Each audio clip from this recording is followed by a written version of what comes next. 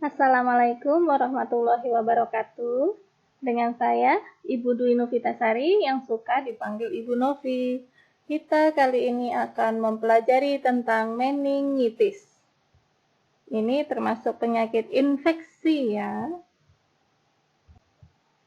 Tujuan dari pembelajaran kita setelah perkuliahan, mahasiswa diharapkan mampu mengetahui definisi, kemudian etiologinya, faktor risiko, patofisiologinya, perjalanan penyakitnya bagaimana, kemudian tanda dan gejalanya, komplikasi, pemeriksaan diagnostik dan juga rangsang meningeal, serta penata laksanaan dan pencegahan.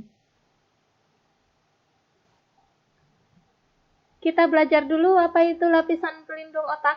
Jadi ada selaput pelindung otak yang disebut sebagai meningens. Ya, meningens itu ada paling luar adalah dura mater. Yang tengah adalah arachnoid. Dan yang paling dalam yang berhubungan dengan brain itu adalah pia mater. Ya, jadi diingat urutannya, terluar dura mater, bagian tengah adalah arachnoid, dan bagian yang bersinggungan langsung dengan brain adalah pia mater. Meningens ini tadi disebut bahwa itu adalah selaput pelindung otak. Fungsinya dia memproteksi otak dengan membuat rumah, ya, menutupi. Ini melindungi cairan otak dan otak itu sendiri. Di antara dua membran terdapat ruang subarachnoid yang ini berisi cairan cerebrospinal. Fungsi dari cairan cerebrospinal ini adalah sebagai reservoir. Di otak juga ada blood-brain barrier. Ini spesifik. Ini adalah membran tipis yang fungsinya untuk memfilter, menyaring zat-zat yang tidak boleh masuk ke ruang otak. Ya, kan otak mendapat peredaran darah, pasokan darah, ya, dari pembuluh darah. Nah, sebelum cairan-cairan otak itu masuk ke ruang otak, maka itu disaring oleh blood-brain barrier. Ini untuk mencegah infeksi di otak. Tetapi terkadang zat yang larut di dalam plasma itu dapat menembus blood-brain barrier sehingga infeksi dapat masuk ke otak dan juga ke meningensnya. Kita bicara tentang meningitis berarti infeksi di meningens. Meningens tadi adalah membran yang melindungi otak sampai ke sumsum tulang belakang. Meningitis adalah infeksi yang menular. Ini dapat disebabkan oleh mikroorganisme, virus, bakteri, jamur, terbanyak adalah bakteri. Ya, juga karena cedera fisik, ada fraktur kepala, tengkorak, ya, ada kanker karena imunosupresif, obat-obatan tertentu. Dapat menyebabkan kerusakan kendali gerak, motorik, pikiran, bahkan juga kematian. Untuk epidemiologinya di Amerika, meningitis bakteri ini mempengaruhi sekitar 3 dalam 100 orang setiap tahun. Dan meningitis virus ini mempengaruhi sekitar 10 di antara 100 orang.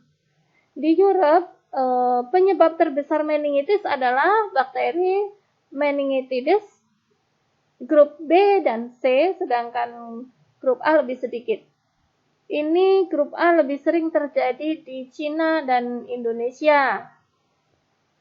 Sebagian besar, 70% kasus meningitis terjadi pada anak-anak di bawah 5 tahun dan pada orang lansia di atas 60 tahun.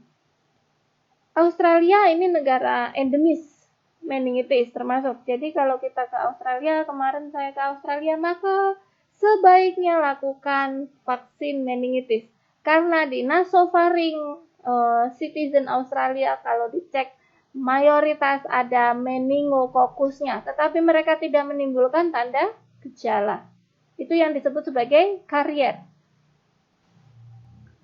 Penyebabnya terutama meningitis bakteri disebabkan karena pneumonia, emfisema, kemudian osteomielitis, endokarditis juga bisa. Aseptic meningitis ini berarti meningitis yang disebabkan oleh non-bakteri. Ya, bisa karena zat kimia, virus, dan agen lainnya. Untuk faktor predisposisinya, ISPA, infeksi saluran nafas bagian atas, kemudian otitis media. Otitis media itu infeksi pada telinga bagian tengah, mastoiditis. Di belakang telinga ada tulang mastoid. Nah, itu kalau kemerahan kemungkinan terjadi mastoiditis. Kemudian ada prosedur bedah saraf, trauma di kepala, ada fraktur, ada injury. Pengaruh imunologis karena penurunan sistem imun. Ini juga menjadi komplikasi dari lumbal punctur, pengambilan cairan lumbar. Juga ada kraniotomi, prosedur operasi di bagian otak. Kemudian ada ventricular shunting. Ventricular shunting ini dilakukan pada anak dengan hidrosefalus. Jadi cairan cerebrovaskulernya dikeluarkan melalui shunting, ventricular shunting, sehingga kepalanya tidak menjadi lebih membesar. Ya. Ini juga menjadi predisposisi terjadinya meningitis. Ada status imunokompromis, contohnya pasien HIV, kanker, juga yang mendapat terapi obat-obatan imunosupresan, serta pasien dengan splenektomi.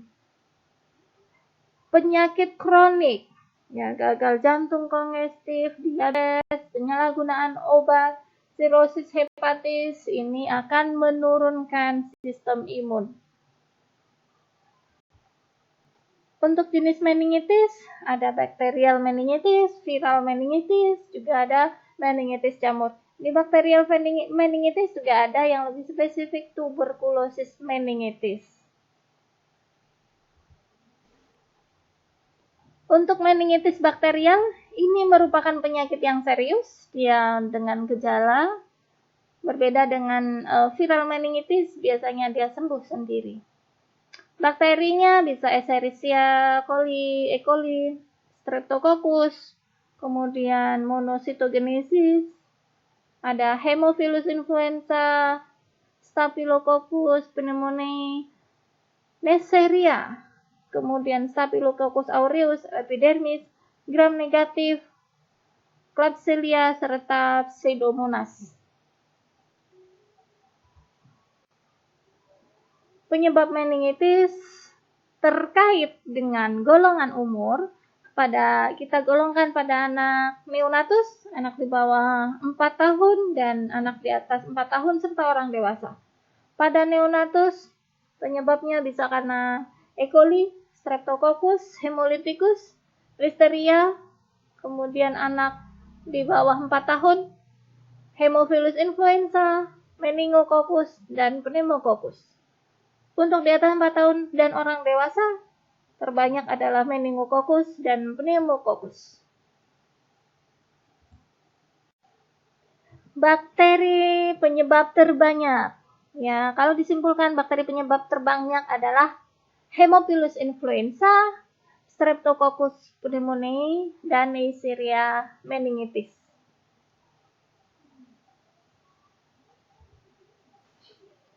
Untuk proses perjalanan perkembangan penyakit meningitis bakterial. Ya, nasofaring ini merupakan reservoir alami bagi Meningococcus, reservoir penyaring alami. Transmisi dari kuman ini, dari bakteri ini, terjadi lewat saluran pernafasan, airborne droplets, serta kontak dalam keluarga. Meningitis bakterial ini bisa menular paling besar pada 1 minggu pertama setelah ada invasi. Meningococcus bisa didapatkan pada kultur diri nasofaring, ya. Bahkan pada manusia sehat, keadaan ini yang disebut karier. Nah, ini citizen Australia, mereka banyak yang karier, ya, terhadap meningococcus yang bisa menyebabkan meningitis. Inflamasi meningen ini terutama terjadi di arachnoid dan pia mater, yang terjadi karena infeksi bakteri tadi ke ruang subarachnoid. Bisa juga mengenai parenkim otak, menyebabkan meningoencephalitis karena sudah memasuki ke brain-nya, tidak hanya meningen saja. Juga di daerah ventricle disebut sebagai ventriculitis, bahkan di medula spinalis. Jadi ini menyebar, tidak hanya ke meningen, bisa ke encefalnya, brain-nya, jadinya meningoencephalitis, bisa ke ventricle menjadi ventriculitis, bahkan sampai ke medula spinalis. Menyebabkan kerusakan neuron terutama pada struktur hipokampus. Hal ini yang diduga kuat sebagai penyebab defisit neuropsikologi persisten pada pasien-pasien yang sudah dinyatakan sembuh dari meningitis. Jadi ada gangguan kognisi, gangguan konsentrasi, ya, gangguan orientasi. Ini defisit neuropsikologik persisten pada pasien yang sudah sembuh dari meningitis. Ketika ada bakteri akan menimbulkan terjadinya peradangan di gawangi oleh siapa? Oleh neutrofil, oleh monosit. Ini sebagai respon primernya.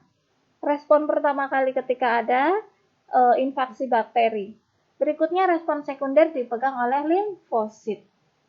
Dari inflamasi primer bisa terbentuk cairan eksudat yang terdiri dari bakteri sendiri, kemudian ada fibrin dan leukosit. Leukositnya monosit dan neutrofil.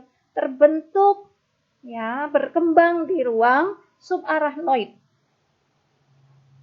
Dari berkumpulnya cairan eksudat ini di otak, maka akan menyebabkan peningkatan tekanan intrakranial, tekanan di dalam kranial, di dalam tengkorak.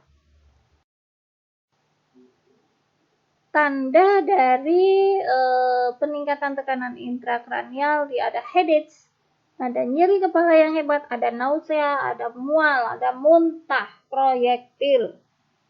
Bisa koma disertai bradikardi, hipertensi, kemudian ada fixed pupil. Jadi ada diameter pupil yang abnormal, papil edem, ya, serta bisa menyebabkan herniasi otak. Jadi herniasi itu tidak lurusnya garis otak.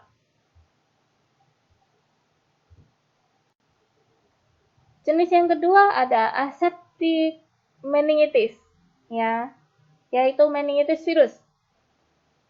Tersering disebabkan oleh mumps, herpes simplex, dan herpes zoster.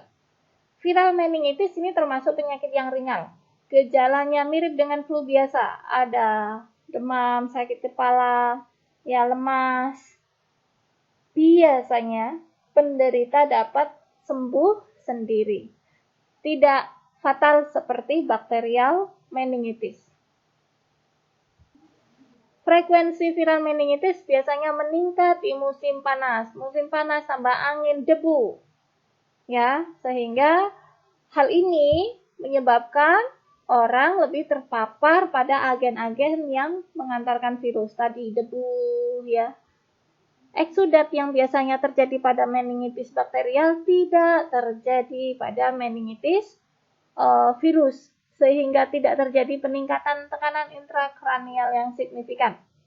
Bahkan tidak ditemukan organisme pada kultur di cairan otak. Peradangan terjadi pada seluruh korteks cerebri dan lapisan otak. Mekanisme atau respon dari jaringan otak terhadap virus ini bervariasi tergantung pada jenis sel yang terlibat. Apakah itu innate immunity atau yang adaptive immunity. Patogenesis dari perjalanan meningitis intinya baik itu bakterial ya maupun viral, tapi ini di sini utamanya kita bicara yang bakterial karena dia yang menyebabkan tanda gejala yang serius. Yang pertama, dia akan menginvasi ke meningeal. Berikutnya ada mekanisme pertahanan di dalam ruang subarachnoid. Kemudian induksi inflamasi di ruang subarachnoid. Perubahan dari sawar darah otak tadi, blood barrier, ya, blood brain barrier. Kalau bahasa Indonesianya adalah sawar darah otak. Kemudian peningkatan tekanan intrakranial dan perubahan dari cerebral blood flow, aliran darah cerebral ini yang menjadi serius bila sampai terjadi infarction, ya, gangguan perfusi. Kita bicarakan satu persatu. Sama adanya infeksi, adanya agen penyebab, invasi, migrasi ke subarachnoid, ya. Respon inflamasi di area subarachnoid, kemudian eksudat menyebabkan peningkatan tekanan TIK sehingga terjadi kerusakan neurologis. Oke, yang pertama, invasi ke meningeal. Virulensi atau ini adalah jumlah konsentrasi bakteri di dalam darah yang tinggi ini mempengaruhi bagaimana bakteri bisa tembus dari sawar darah otak. Karena virulensi yang tinggi, maka bisa menyebabkan tembusnya bakteri melewati blood-brain barrier. Kemudian bakteri tersebut akan melepaskan lipopolisakarida untuk dapat survive di dalam ruang subarachnoid dan intravaskuler. Jadi dia akan melindungi diri dengan pelindungnya membran lipopolisakarida. Invasi ke dalam ruang subarachnoid ini terjadilah bakterimia sekunder. Dapat terjadi sebagai akibat dari proses supuratif lokal, inflamasi lokal di dalam central nervous system. Kemudian terjadilah mekanisme pertahanan di ruang subarachnoid. Inflamasi meningeal akan mengakibatkan peningkatan konsentrasi sistem komplement. Sistem komplement ini ada di ruang subarachnoid. Dia adalah bagian dari adaptive immunity. Protein-protein kecil, dia termasuk humoral immunity. Adaptive immunity, karena dia bukan bentuknya sel, dia bentuknya adalah protein. Ada 3 fungsi dari sistem komplement. Yang pertama adalah opsonisasi, dan ini berperan dalam mekanisme pertahanan di ruang subarachnoid, ya, saat terjadi proses meningitis. Fungsi yang kedua ada pembentukan membran T kompleks, tetapi tidak terjadi di sini, ya, serta mengaktifasi sistem yang lainnya. Oke. Kembali, bagaimana cara sistem komplement melakukan opsonisasi? Opsonisasi itu dia sebagai penanda.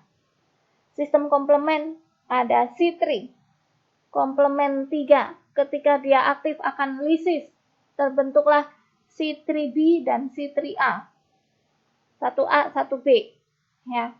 C3b ini yang akan menandai mikroba yang sudah masuk ke dalam meningeal, ya, ke dalam cairan subarachnoid. Dengan ditandai oleh sistem komplement, maka dia akan dipresentasikan, akan diberikan kepada monosit, ini gambar monosit, dengan komplement reseptor 1.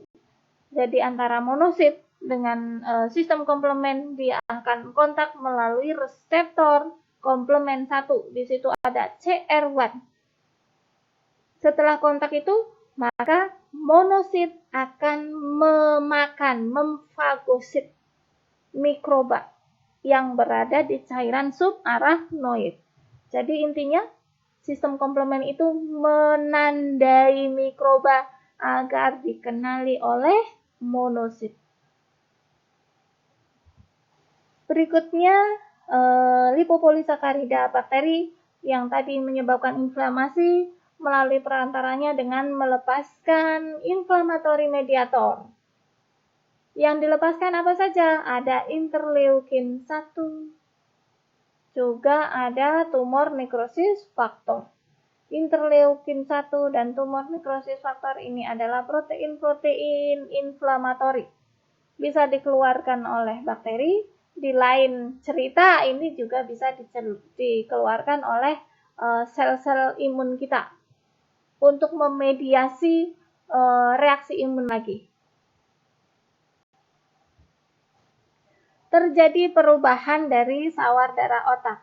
Perubahan dari permeabilitas sawar darah otak atau penyaring tadi B3 ini merupakan akibat dari vasogenik cerebral edema vasogenik di cerebral, kemudian ada peningkatan volume dari cairan cerebrovaskuler, peningkatan tekanan intrakranial, serta kebocoran protein plasma ke dalam cairan cerebrovaskuler. Ini fungsi dari, kita lihat yang sebelah kiri adalah normalnya blood-brain barrier.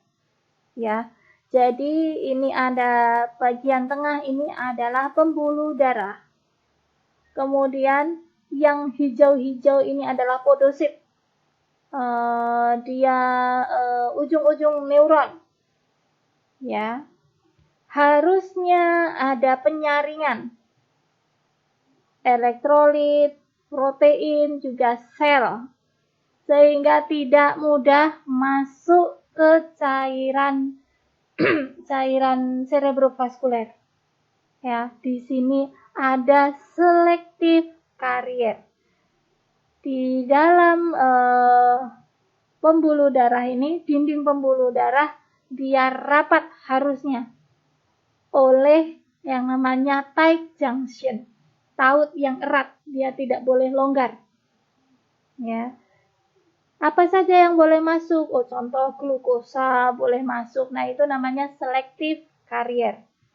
Ya, supaya hal-hal yang tidak diinginkan tidak masuk ke dalam cairan cerebrovaskuler. Yang sebelah kanan ini kondisi abnormal. Yang tight junction harusnya tidak bisa dibuka, di sini terbuka. Ya, karena ada apa? Ada defektif astrosit.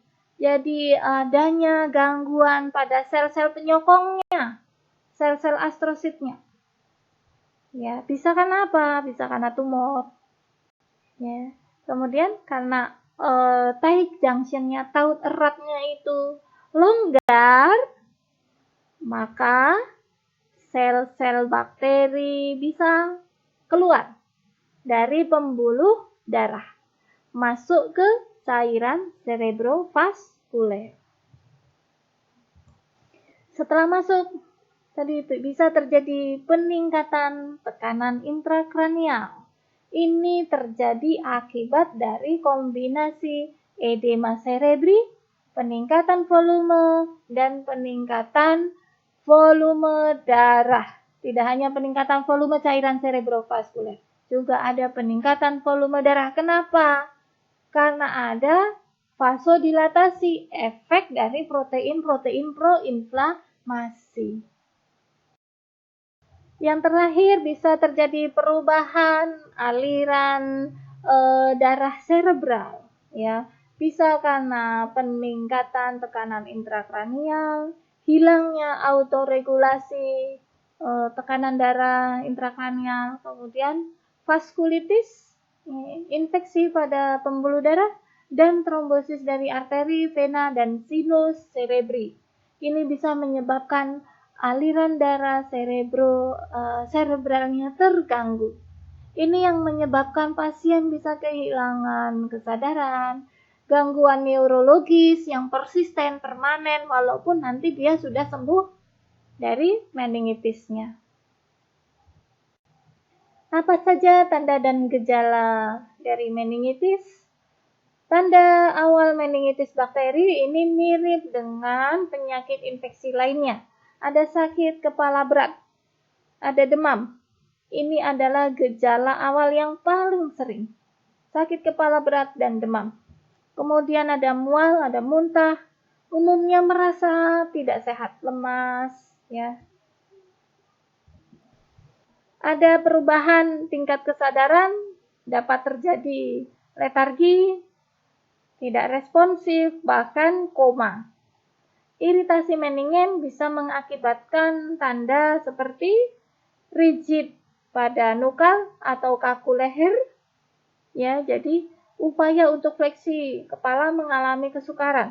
Jadi pasiennya tidak bisa mengangguk, menekuk kepala, ya, karena kaku leher. Kemudian ada tanda Kernik yang positif dan tanda Brudzinski yang positif. Kita bicara bagaimana kaku kuduk, rigiditas nukal.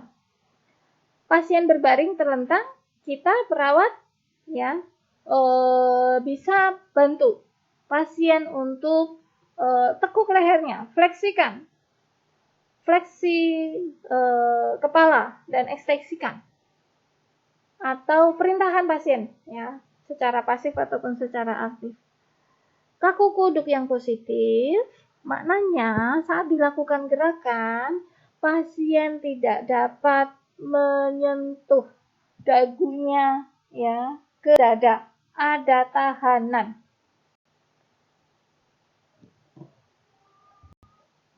Berikutnya tanda klinik Kernik sign. Tanda Kernik positif ini pasien apabila dibaringkan, kemudian kita pegang kakinya, difleksikan, fleksi pinggul dan fleksi lutut, pasien tidak dapat diekstensikan secara sempurna. Ya, ekstensikan lututnya tidak bisa dilakukan secara sempurna. Berarti itu tanda Kerniknya positif. Cara pemeriksaannya, pasien dibaringkan terlentang, kita pemeriksa melakukan fleksi pada sendi pinggul. Angkat kaki pasien di tumit dan di bawah lutut. Fleksikan ke arah badan. Ya, fleksi pinggul. Berikut dengan sendi lututnya. Kemudian sendi lututnya diekstensikan, diluruskan. Tanda Kernik positif apabila waktu dilakukan ekstensi pada sendi lutut, dia tidak bisa ekstensi. Ya, kurang dari sudut 135 derajat. Serta pasiennya timbul nyeri, mengaduh. Ya, jadi ekstensi sendi lutut tidak bisa dilakukan secara maksimal. Ini dengan posisi tetap fleksi pada sendi pinggul. Ya, jadi dilakukan bersamaan. Nah, ketika kita fleksikan sendi pinggul dan lutut bersamaan, dorong kaki pasien ke atas, ke arah badan, kemudian kita luruskan lututnya, pasien tidak bisa lurus sempurna. Ini berarti tanda Kerniknya positif. Kemudian ada tanda Brudzinski 1. Ada dua tanda Brudzinski 1 dan tanda Brudzinski 2. Kita pelajari yang pertama. Apabila leher pasien difleksikan, maka dihasilkan fleksi pada lutut dan pinggul. Kita tadi tujuannya mengecek Brudzinski 1, yaitu caranya fleksikan kepala, tetapi kakinya ikut fleksi. Itu positif maknanya. Cara pemeriksaannya, pasiennya berbaring terlentang, tangan kiri pemeriksa diletakkan di bawah kepala pasien, kemudian lakukan gerakan fleksi dengan cepat, semaksimal mungkin. Ya, jadi ditekuk kepala pasien dengan cepat dan semaksimal mungkin. Akan positif apabila saat kita menekuk, memfleksikan kepala pasien, timbul fleksi yang tidak disadari oleh pasiennya pada kedua tungkainya. Ya, lututnya naik semua. Nah, ini caranya. Kita tekuk kepala, fleksikan kepala. Ternyata kedua kakinya juga fleksi.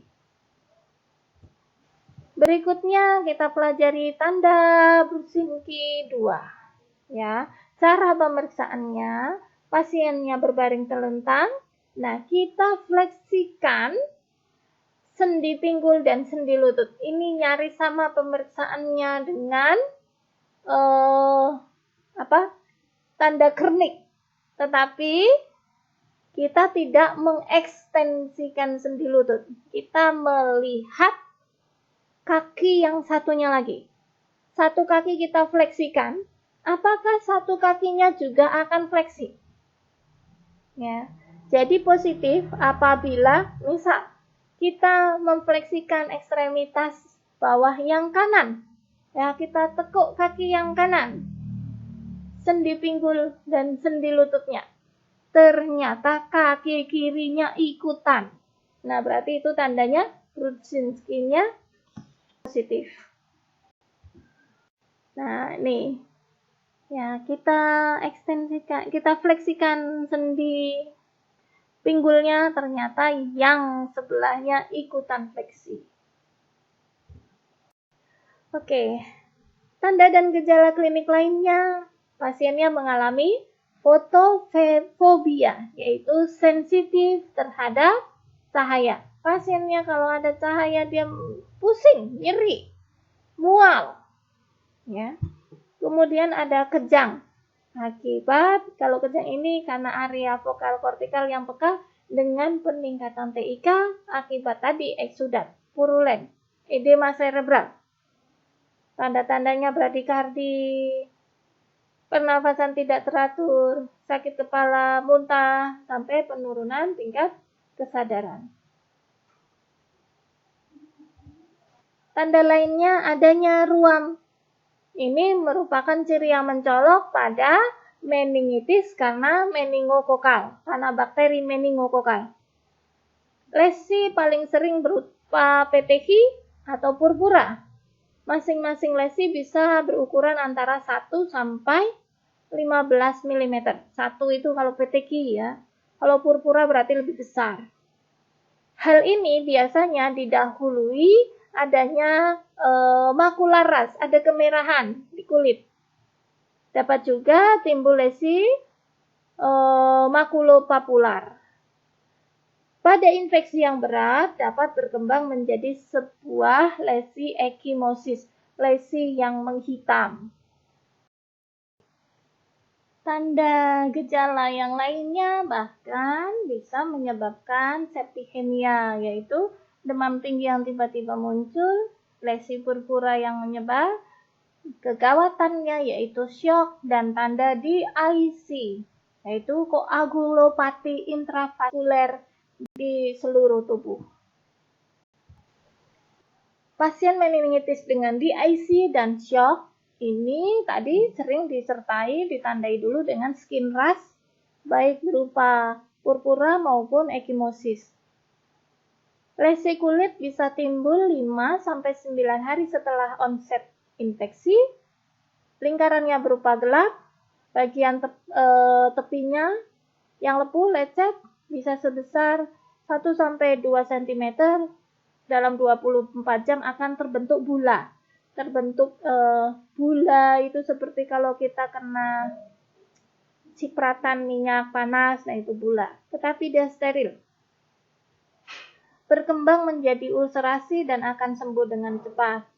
Lesi sering terjadi pada daerah dorsum dari tangan, juga pada kaki serta di daerah deltoid. Dorsal tangan, kaki, serta daerah deltoid. Diingat ya. Meningitis bakterial biasanya didapatkan riwayat ISPA dalam 2 atau 3 hari sebelum onset penyakit. Ini tanda gejala klinik dengan jenisnya, kemudian kadar glukosa, protein, dan sel. Pada meningitis bakteri akut, kadar glukosa rendah, proteinnya tinggi, ditemukan sel polimorfonuklear ininya banyak. Sel PNM ini contohnya adalah neutrofil, basofilnya itu tinggi. Kemudian kalau virus biasanya kadar glukosanya rendah, proteinnya normal atau tinggi, mononuklearnya, sel mononuklearnya itu contohnya monosit, dia rendah. Ya, yang terkait dengan TBC, glukosa rendah, proteinnya tinggi, kemudian sel PNM maupun mononuklearnya semuanya rendah. Untuk pemeriksaan diagnosis, kita fungsi, ya, fungsi lumbang. Walaupun tadi fungsi lumbang juga sebagai predisposisi kejadian meningitis, ya. Oke, analisis dari cairan cerebrospinal, CSS. Meningitis bakterial adanya tekanan yang meningkat, kemudian cairan keruh atau berkabut, jumlah sel darah putih dan protein meningkat, kadar glukosa meningkat, serta kultur positif pada beberapa jenis bakteri. Untuk meningitis virus, ini tekanannya bervariasi, biasanya jernih, sel darah putihnya meningkat, glukosa dan protein biasanya normal, kulturnya negatif. Makanya dia disebut sebagai aseptic meningitis. Ini adalah perbedaan karakteristik cairan cerebrospinal berdasarkan mikroorganisme penyebabnya. Normalnya, cairannya jernih, tidak berwarna, tekanannya normal. Jumlah sel antara 0 sampai 5 per milimeter kubik. Tidak ada neutrofil. Glukosa 75% dari glukosa darah. Kemudian proteinnya kurang dari 0,4 gram per liter. Itu kadar normal. Kita bandingkan pada bakterial, warnanya saja keruh. Viral, jernih. TB juga jernih. Fungal juga jernih. Untuk tekanannya yang cenderung meningkat, itu adalah bakterial dan TB. TB itu kan termasuk bakterial, ya. Viral dan fungal bisa ditemui normal. Kemudian jumlah selnya akan meningkat tajam pada infeksi bakterial. Ya. Kemudian ada neutrofil tinggi sekali pada bakterial. Yang lainnya cenderung rendah dari neutrofil di plasma darah. Glukosanya untuk viral normal, yang lainnya cenderung rendah. Protein, ya, ditemukan kadar protein yang tinggi pada meningitis bakterial dan TB, sampai 1-5 gram per liter. Kemudian yang fungal juga tinggi. Yang viral cenderung tinggi tetapi tidak lebih dari kadar protein yang kita temukan pada infeksi bakteri. Kemudian kalau kita kultur di bakteri, bisa ada gram positif dengan pewarnaan Steingran, ada gram positif kurang dari 90%, kemudian kultur positif kurang dari 80%. Dengan viral ini, dengan PCR ini pemeriksaan yang mahal ini, polychain reaction. Ya, jadi kadang tidak dilakukan. Untuk pemeriksaan diagnosis, tadi cek juga kadar glukosa serum akan meningkat pada kondisi meningitis. LDH serum juga akan meningkat pada meningitis bakteri. laktat dehidrogenase, ya, LDH. Kemudian sel darah putih sedikit meningkat dengan peningkatan neutrofil yang signifikan pada infeksi bakteri. Elektrolit darah abnormal, LED-nya meningkat pada meningitis. Kultur darah, sekret hidung, tenggorok, urin, ini juga untuk mengindikasi daerah pusat infeksi, ya, sehingga mengindikasikan tipe penyebab infeksi. Bisa dilakukan MRI atau CT scan, dapat membantu melokalisasi lesi. Apakah ada hematom cerebral, bagaimana letak ventrikel, apakah ada hemoragik, dan juga tumor. Rongsen dada, kepala, atau sinus, ya, sinus ini sekitar hidung, mungkin juga sebagai indikasi sumber infeksi intrakranial yang menyebabkan meningitis. Selain pemeriksaan lab, juga lakukan pemeriksaan fisik, yaitu rangsang meningeal. Pelajari tadi di awal, kita bisa periksa kaku kuduk, Brudzinski 1, Brudzinski 2, juga tanda Kernik. Untuk penata laksanaan meningitis, tujuannya adalah menghilangkan infeksi dengan menurunkan tanda-tanda dan gejalanya, serta mencegah kerusakan neurologik, contohnya mencegah kejang, tuli, koma, bahkan kematian. Apa saja yang diberikan? Obat anti-infeksi meningitis tuberkulosa. Ya, berarti berikan obat-obatan TBC, isoniazid, rifampicin, streptomycin. Untuk infeksi bakterial bisa cefalosporin, kemudian ampicillin, kemudian chloramphenicol juga bisa. Berikan antibiotiknya.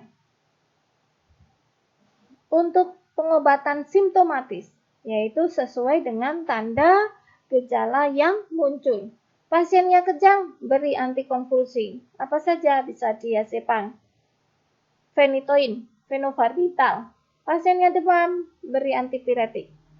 Pasiennya ada dari CT scan ada edema, turunkan dengan diuretik osmotik. Contohnya pasien berikan manitol, cairan manitol untuk menurunkan edema cerebri.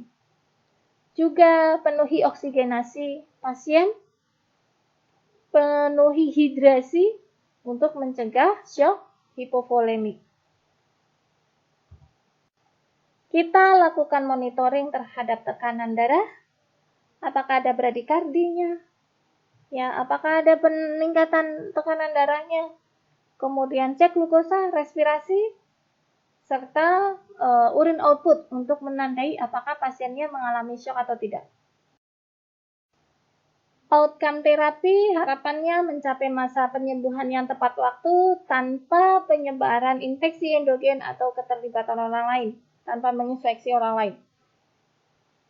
Mempertahankan tingkat kesadaran biasanya akan membaik dengan fungsi motorik dan sensorik yang baik. Kemudian mendemonstrasikan tanda-tanda vital, menunjukkan tanda-tanda vital yang stabil. Tidak mengalami kejang ataupun cedera penyerta lainnya. Kemudian nyeri hilang, nyeri kepala hilang, terkontrol, postur tubuh yang rileks, mampu mempertahankan istirahat tidur dengan baik. Pasien tampak rileks dan ansietas yang berkurang.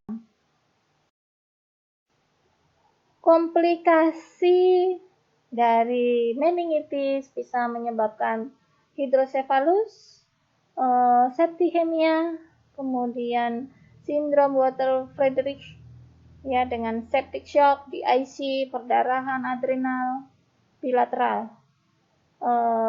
sindrom inappropriate antidiuretic hormone, efusi subdural kejang, edema, herniasi, ya, pergeseran pusat, kemudian cerebral palsy, gangguan motorik, gangguan mental, gangguan belajar, juga sampai ADS, Attention Deficit Disorder. Pencegahannya kita bisa lakukan vaksin meningokokal. Ini wajib bagi jamaah umroh dan haji. Karena kita akan berkunjung ke negara yang multi pengunjung, banyak pengunjung. Ya. Juga diberikan pada individu dengan risiko tinggi. Risiko tingginya seperti apa? Yang dengan penyakit penyertanya banyak. Penyakit kronik, HIV, hipertensi, diabetes, imunodepresi, kemudian kanker, ya. Termasuk juga pengunjung negara dengan penyakit hiperendemik atau endemik. Mau berkunjung ke negara-negara endemik, ya, yang terkenal itu Australia, maka lakukan vaksin meningokokus. Orang-orang dalam barak militer dengan kumpulan yang padat, serta orang-orang dengan defisiensi komponen terminal, komplement, sistem komplementnya. Contoh pasien dengan splenektomi. Begitu saja kita belajar tentang meningitis. Semangat belajar sepanjang hayat. Jangan lupa subscribe. Ya, semoga menjadi ilmu yang bermanfaat. Mohon maaf bila ada ilmu yang salah. Kita akhiri. Wassalamualaikum warahmatullahi wabarakatuh.